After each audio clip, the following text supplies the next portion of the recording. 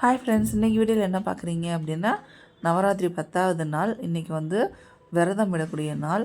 So சாமிக்கு நைவேத்தியத்துக்கு இனிப்பு சப்பாத்தி சாப்பிட எல்லாமே செஞ்சு முடிச்சாச்சு. சாமிகிட்ட வந்து அந்த நமக்கு நவதானியங்கள் முளைச்சிருக்கு பார்த்திங்களா, ஸோ அதுலேருந்து என்ன பண்ணணும் அப்படின்னா, அதை எடுத்துகிட்டு நம்ம காதில் வந்து வைப்பாங்க. ஸோ இது வந்து செய்கிறதுக்கு ஜென்ஸு தான் மெயினு. இது மாதிரி வந்து முளைச்சி வந்திருக்கிறதுலேருந்து எடுத்து காதில் வைப்பாங்க. ஸோ மகாராஷ்டிரா வழக்கப்படி தலையில் வந்து அந்த தொப்பி வைக்கணும். அப்புறம் வந்து நாமம் வந்து வச்சுக்கணும். அது மாதிரி வச்சுட்டு இது மாதிரி காதில் வச்சுருவாங்க. வச்சுட்டு அதுக்கப்புறம் வந்து அதை தூக்கணும். என்னோடய ஹஸ்பண்ட் வந்து தேங்காவும் தூக்குறாங்க, குட்டி பையனும் அதை தூக்குறான். ஸோ ஆக்சுவலாக என்ன அப்படின்னா, அந்த கீழே இருக்க பிளேட்டோடு தூக்கணும். பட் ஆனால் பேப்பர் பிளேட் வந்து சப்போர்ட் இருக்காது அப்படிங்கிறதுனால அவங்க தேங்காய் மட்டும் தூக்குனா போதுன்னாங்க. அப்புறம் நான் சொன்னேன், சும்மா ஜஸ்ட்டு அங்கேயே தூக்கி வச்சுருங்க அப்படின்னு.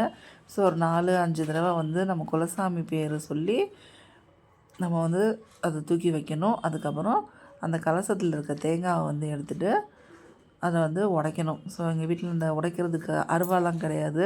அதனால் சுத்தியல் வச்சுக்கிட்டு அந்த கல்லே வந்து உடைச்சிட்டாங்க. ஸோ அந்த தேங்காய் தண்ணி வேஸ்ட் பண்ணாமல் கிண்ணத்தில் எடுத்தாச்சு. தேங்காய் பாருங்கள் அவ்வளோ சூப்பராக உடைச்சிருக்கு அப்படின்னு.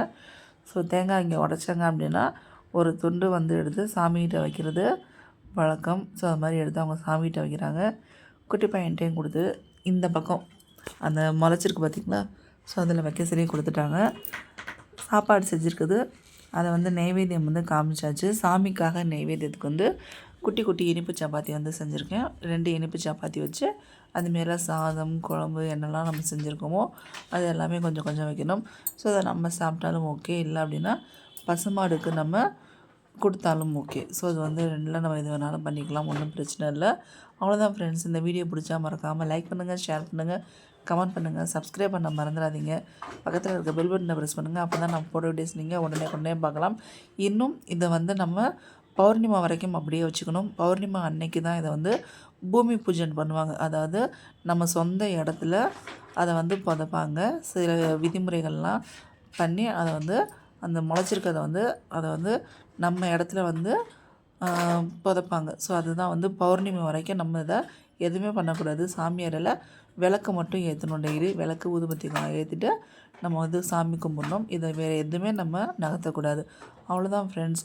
எவ்வளோ எந்த அளவுக்கு முளைச்சி வந்திருக்கு அப்படிங்கிறது சொல்லுங்கள். நல்லா முளைச்சிருக்கான்னு சொல்லுங்கள் நவதானியங்கள். அவ்வளோதான். தேங்க்ஸ் ஃபார் வாட்சிங்.